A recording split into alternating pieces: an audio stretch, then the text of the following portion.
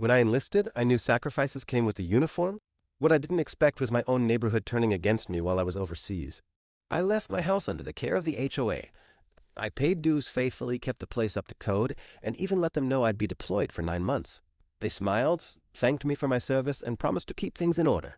What they really meant was, we'll turn your home into our cash cow while you're gone. The first hint came in the middle of my deployment, when a buddy forwarded me photos from my street.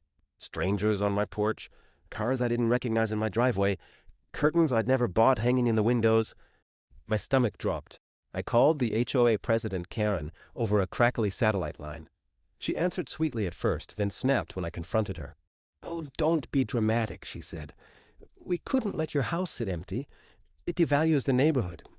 We found some tenants who appreciate the property. Besides, you're not even here." I nearly crushed the phone in my hand. But there wasn't much I could do from across the ocean. So I made a promise to myself. When I got back, there'd be hell to pay. 9 months later, boots hit American soil. I didn't even go home first. I called my platoon. These were men and women who'd been with me through everything. When I told them the HOA had hijacked my house, they didn't hesitate. "Let's take it back," my sergeant grinned. So we did. We rolled up in a convoy of trucks, uniforms, crisp presents impossible to ignore. The so-called tenants were lounging on my porch with beers in hand. Their smiles vanished when they saw 20 soldiers climbing out of vehicles. I stepped forward. "You're in my house. Time to leave." One man puffed his chest. "We're renting. The HOA said it's theirs to lease." "Funny," I said, unlocking the front door with my key. "Because the deed says otherwise." When they refused to budge, my platoon moved. Not with weapons, but with the sheer discipline of trained soldiers. In minutes, bags were packed, couches carried out, freeloaders escorted to the curb.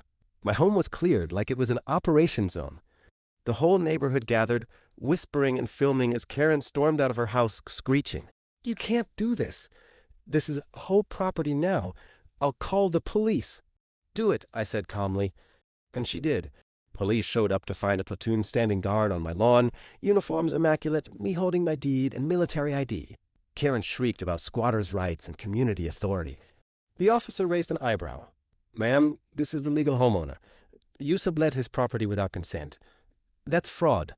Karen turned pale. "And filing a false report against servicemen returning from deployment?" he added.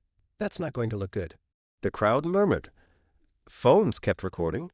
Karen stuttered about community image and keeping things tidy, but the cuffs came out anyway. She was arrested on the spot. But the aftermath was swift and sweet. The HOA board collapsed under lawsuits, not just mine, but from other homeowners they'd strong-armed. Turns out Karen had pulled similar tricks, skimming money from bogus rentals and pocketing dues. My platoon's videos of the takeover went viral, and public outrage sealed her fate.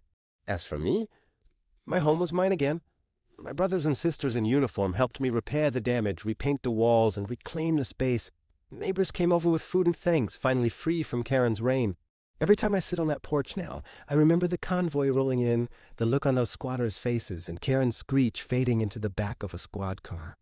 She thought my service made me weak. She forgot one thing: I don't fight alone. And when my platoon takes back ground, we don't give it up.